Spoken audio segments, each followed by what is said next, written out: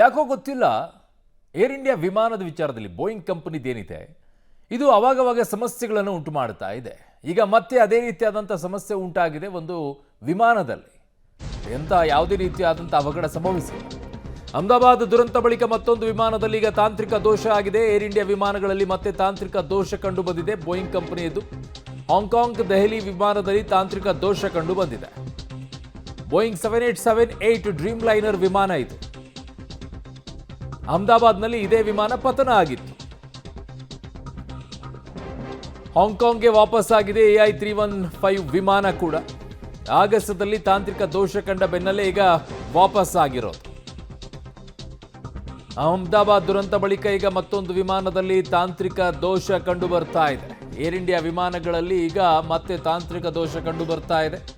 ಯಾಕೆ ಈ ಸಮಸ್ಯೆ ಆಗ್ತಾ ಇದೆ ಅನ್ನುವಂಥದ್ದಕ್ಕೆ ಬೋಯಿಂಗ್ ಕಂಪನಿ ಉತ್ತರವನ್ನು ಕೊಡಬೇಕಾಗಿದೆ. ಕಾರಣ ಬೋಯಿಂಗ್ ಕಂಪನಿಯ ವಿಮಾನಗಳನ್ನೇ ಈಗ ಏರ್ ಇಂಡಿಯಾ ವಿಮಾನಗಳನ್ನು ಬಳಕೆ ಮಾಡ್ಕೊಳ್ತಾ ಇರೋದು ಏರ್ ಇಂಡಿಯಾದಲ್ಲಿ.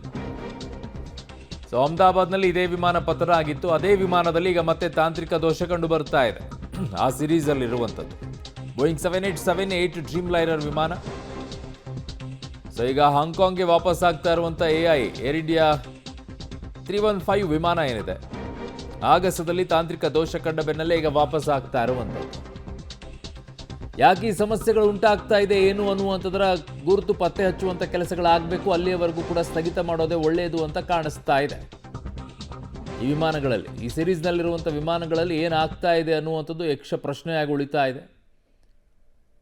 ಅದರ ಬಗ್ಗೆ ಈಗ ಹೆಚ್ಚಿನ ರೀತಿಯಾದಂತಹ ತನಿಖೆಯನ್ನು ಮಾಡುವಂಥ ಅಗತ್ಯತೆ ಇದೆ. ಅಲ್ಲಿಯವರೆಗೂ ಕೂಡ ಯಾವ ರಿಸ್ಕು ತೆಗೆದುಕೊಳ್ಬಾರ್ದು. ಯಾವ ಪ್ರಯಾಣಿಕರನ್ನು ಕೂಡ ವಿಮಾನದಲ್ಲಿ ಹಾರಾಟ ಮಾಡೋಕ್ಕೆ ಅವಕಾಶವನ್ನು ಮಾಡಿಕೊಡಬಾರ್ದು. ನಿಲ್ಲಿಸಬೇಕು ಆ ಕಂಪನಿಗಳೆಲ್ಲ. ಸೊ ಬೋಯಿಂಗ್ 7878 ಡ್ರೀಮ್ ಲೈನರ್ ವಿಮಾನ ಏನಿದೆ ಈಗ ಅದರಲ್ಲಿ ಮತ್ತೆ ತಾಂತ್ರಿಕ ದೋಷ ಆಗಿದೆ. ಹಾಂಗ್ಕಾಂಗ್ ದೆಹಲಿ ವಿಮಾನದಲ್ಲಿ. ಸೊ ಅಹಮದಾಬಾದ್ನಲ್ಲಿ ಯಾವ ವಿಮಾನ ಪತನವಾಗಿತ್ತೋ ಅದೇ ಸಿರೀಸ್ನಲ್ಲಿರುವಂಥ ವಿಮಾನ ಈಗ ಮತ್ತೆ ತಾಂತ್ರಿಕ ದೋಷವನ್ನು ಅನುಭವಿಸಿದೆ. ಬಟ್ ಯಾವ ರೀತಿಯಾದಂಥ ಅವಘಡಗಳಾಗಿಲ್ಲ. ಈಗ ವಾಪಸ್ ಬಂದಿದ್ದಾರೆ, ಸೇಫಾಗಿ ಕೂಡ ಲ್ಯಾಂಡ್ ಆಗಿದೆ. ಸೊ ಹಾಗಾಗಿ ಒಂದು ಸಲ ಪೂರ್ತಿಯಾಗಿ ಚೆಕ್ ಮಾಡು ಕಳಿಸುವಂಥ ಕೆಲಸವನ್ನು ಮಾಡಿ. ಕಾರಣ ಪ್ರಯಾಣಿಕರನ್ನು ಯಾಕೆ ಬಲಿಪಶುವಾಗಿ ಮಾಡ್ತೀರಾ? ನಿಮ್ದು ಯಾವುದೋ ಇದಕ್ಕೋಸ್ಕರ.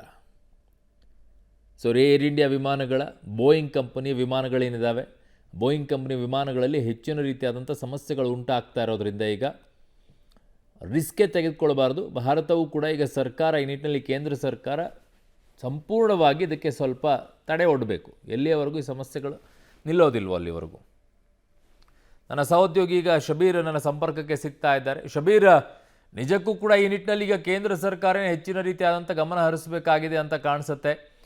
ಯಾಕೆ ಅಂತಂದರೆ ಬೋಯಿಂಗ್ ಕಂಪನಿ ವಿಮಾನಗಳಲ್ಲಿ ತಾಂತ್ರಿಕ ದೋಷಗಳು ಕಂಡು ಬರ್ತಾ ಇರೋದ್ರಿಂದ ರಿಸ್ಕೇ ತೆಗೆದುಕೊಳ್ಬಾರ್ದು. ಈ ನಿಟ್ಟಿನಲ್ಲಿ ಪ್ರಯಾಣಿಕರ ಜೀವದ ಜೊತೆಗೆ ಚೆಲ್ಲಾಟ ಆಡಬಾರ್ದು ಇವರೆಲ್ಲ.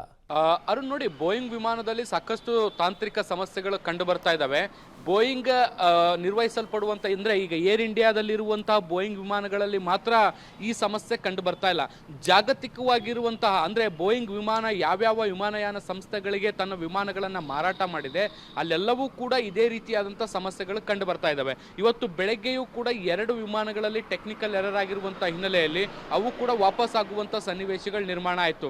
ಬ್ರಿಟಿಷ್ ಏರ್ವೇಸ್ನಲ್ಲಿರುವಂಥ ಬೋಯಿಂಗ್ನಿಂದ ನಿರ್ವಹಿಸಲ್ಪಡುವಂಥ ಒಂದು ವಿಮಾನದಲ್ಲೂ ಕೂಡ ತಾಂತ್ರಿಕ ದೋಷ ಆಗಿತ್ತು. ಅಲ್ಲಿ ಕೂಡ ಫ್ಲಾಪ್ಗಳು ಕರೆಕ್ಟಾಗಿ ವರ್ಕ್ ಆಗದೆ ಇರುವಂಥ ಹಿನ್ನೆಲೆಯಲ್ಲಿ ಅದನ್ನು ವಾಪಸ್ ಲ್ಯಾಂಡ್ ಮಾಡಬೇಕಾದಂಥ ಅನಿವಾರ್ಯತೆಗಳು ಬಂತು. ಇನ್ನು ಜರ್ಮನಿಯಲ್ಲಿರುವಂಥ ಲುಫ್ತಾನ್ಸಾ ಏರ್ವೇಸ್ ಏನಿದೆ ಅಲ್ಲೂ ಕೂಡ ಇದೇ ರೀತಿಯಾದಂಥ ಒಂದು ಸಮಸ್ಯೆ ಕೂಡ ಕಂಡು ಬಂದಿದೆ. ಸೊ ಇದರ ಬೆನ್ನಲ್ಲೇ ಈಗ ಮತ್ತೊಂದು ಏರ್ ಇಂಡಿಯಾಗೆ ಸಂಬಂಧಪಟ್ಟಂಥ ಬೋಯಿಂಗ್ ವಿಮಾನದಲ್ಲಿ ಈ ರೀತಿಯಾದಂಥ ಸಮಸ್ಯೆ ಕಂಡು ಬಂದಿರುವಂಥದ್ದು. AI 315 ಈ ಒಂದು ವಿಮಾನ ಏನಿದೆ ಈ ಒಂದು ವಿಮಾನದಲ್ಲೂ ಕೂಡ ಈ ಸಮಸ್ಯೆ ಕಂಡು ಬಂದಿರುವಂಥದ್ದು. ಹಾಂಗ್ಕಾಂಗ್ನಿಂದ ಈ ವಿಮಾನ ದೆಹಲಿಗೆ ಬರಬೇಕಿತ್ತು. ಹಾರಾಟ ಶುರು ಮಾಡಿದ ಕೆಲವೇ ಹೊತ್ತಿನಲ್ಲಿ ತಾಂತ್ರಿಕ ದೋಷಗಳು ಕಂಡು ಬಂದಂಥ ಹಿನ್ನೆಲೆಯಲ್ಲಿ ಅದನ್ನು ಮತ್ತೆ ಹಾಂಗ್ಕಾಂಗ್ನಲ್ಲಿ ವಾಪಸ್ ಲ್ಯಾಂಡ್ ಮಾಡುವಂತಹ ಕೆಲಸವನ್ನು ಮಾಡಲಾಗಿದೆ. ಇಲ್ಲಿ ಮುಖ್ಯವಾಗಿ ಏರ್ ಇಂಡಿಯಾದಲ್ಲಿರುವಂಥ ಬೋಯಿಂಗ್ ಫ್ಲೈಟ್ಗಳು ಮಾತ್ರ ಅಲ್ಲ, ಜಾಗತಿಕ ಮಟ್ಟದಲ್ಲಿರುವಂಥ ಎಲ್ಲ ಬೋಯಿಂಗ್ ಫ್ಲೈಟ್ಗಳಲ್ಲೂ ಕೂಡ ಅದರಲ್ಲೂ ವಿಶೇಷವಾಗಿ ಈ 787 ಸೀರೀಸ್ ಏನಿದೆ ಈ ಸೀರೀಸ್ನಲ್ಲಿ ಭಾಳಷ್ಟು ದೊಡ್ಡ ಸಮಸ್ಯೆಗಳು ಕಂಡು ಬರ್ತಾ ಇರುವಂಥ ಹಿನ್ನೆಲೆಯಲ್ಲಿ ತನಿಖೆಯ ಅಗತ್ಯ ಇದೆ ಮತ್ತು ಒಂದು ಪ್ರೀ ಚೆಕಪ್ನ ಅಗತ್ಯತೆ ಭಾಳ ಸ್ಪಷ್ಟವಾಗಿ ಕಾಣಿಸ್ತಾ ಇದೆ. ಭಾರತದಲ್ಲಿ ಈಗಾಗಲೇ ಈ ನಿಟ್ಟಿನಲ್ಲಿ ಈಗ ಏರ್ ಇಂಡಿಯಾ ಸೇರಿದಂತೆ ಬೇರೆ ಬೇರೆ ಎಲ್ಲ ವಿಮಾನಯಾನ ಸಂಸ್ಥೆಗಳಿಗೂ ಕೂಡ ಸೂಚನೆಯನ್ನು ಕೊಟ್ಟಿರುವಂಥದ್ದು. ಬೋಯಿಂಗ್ 787 ಡ್ರೀಮ್ ಲೈನರ್ ಸೀರೀಸ್ ಏನಿದಾವೆ ಆ ವಿಮಾನಗಳ ತಪಾಸಣೆ ಆಗಬೇಕು, ಒಂದು ರೋಟೀನ್ ಚೆಕಪ್ ಆಗಬೇಕು ಅನ್ನುವಂಥ ನಿಟ್ಟಿನಲ್ಲಿ ಸೂಚನೆಯನ್ನು ಕೂಡ ಕೊಟ್ಟಲಾಗಿದೆ. ಆದರೆ ಎಷ್ಟು ಪ್ರಾಮಾಣಿಕವಾಗಿ ಇವೆಲ್ಲವೂ ಆಗುತ್ತೆ ಅನ್ನುವಂಥದ್ದು ಸದ್ಯಕ್ಕಿರುವಂಥ ಪ್ರಶ್ನೆ. ಯಾವುದೋ ಒಂದು ಅನಾಹುತಗಳಾದಂಥ ಸಂದರ್ಭದಲ್ಲಿ ಒಂದೆರಡು ದಿನಗಳ ಕಾಲ ಅಥವಾ ಒಂದು ತಿಂಗಳ ಕಾಲ ಇದ್ರ ಬಗ್ಗೆ ಹೆಚ್ಚು ಚರ್ಚೆಗಳಾಗುತ್ತೆ, ಅದ್ರ ಬಗ್ಗೆ ಮಾತನಾಡ್ತಾರೆ. ಅದಾದ ಬಳಿಕ ಯಥಾಸ್ಥಿತಿ ಮುಂದುವರಿಯುತ್ತೆ. ವಿಮಾನಯಾನ ಸಂಸ್ಥೆಗಳು ಕೂಡ ಅಷ್ಟೇ ನಿರ್ಲಕ್ಷ್ಯ ಮಾಡ್ತವೆ. ಹೀಗಾಗಿ ಒಂದು ಸ್ಟ್ಯಾಂಡರ್ಡ್ ಪ್ರೋಟೋಕಾಲ್ಗಳನ್ನು ಮೇಂಟೈನ್ ಮಾಡುವಂಥ ಅಗತ್ಯತೆ ಇದೆ. ಅದಕ್ಕೆ ಪೂರಕವಾಗಿ ಈಗ ಕೇಂದ್ರ ಸರ್ಕಾರ ಕೂಡ ಒಂದು ಸಮಿತಿಯನ್ನು ಕೂಡ ರಚನೆ ಮಾಡಿದೆ. ಮುಂದಿನ 3 ತಿಂಗಳಲ್ಲಿ ಈ ಸಮಿತಿ ಕೂಡ ತನ್ನ ವರದಿಯನ್ನು ಕೂಡ ಕೊಡುತ್ತೆ. ಈ ವರದಿ ಏನು ಹೇಳುತ್ತೆ ಅಥವಾ ಯಾವ ರೀತಿಯಾದಂಥ ಸ್ಟ್ಯಾಂಡರ್ಡ್ ಆಪರೇಟಿಂಗ್ ಪ್ರೋಟೋಕಾಲ್ಸ್ ಅಂದರೆ ನಿಯಮಗಳನ್ನು ರೂಪಿಸುತ್ತೆ ಅನ್ನುವಂಥದ್ದನ್ನು ಕೂಡ ಕಾದು ನೋಡಬೇಕು. ಬಹುಶಃ ಹೊಸ ನಿಯಮಗಳೇನಾದರೂ ಬಂದ ಮೇಲೆ ಈ ಒಂದು ವ್ಯವಸ್ಥೆಯಲ್ಲಿ ಏನಾದರೂ ಒಂದಿಷ್ಟು ಬದಲಾವಣೆಗಳನ್ನು ನೋಡ್ಬೋದಾ ಅನ್ನುವಂಥ ನಿರೀಕ್ಷೆಗಳು ಕೂಡ ಇದಾವೆ ಅರುಣ್. ಓಕೆ, ಹಾಗೆ ಸಂಪರ್ಕದಲ್ಲಿ ಶಬೀರ್, ವಾಪಸ್ ನಿಮ್ಮ ಹತ್ರ ಬರ್ತೀನಿ.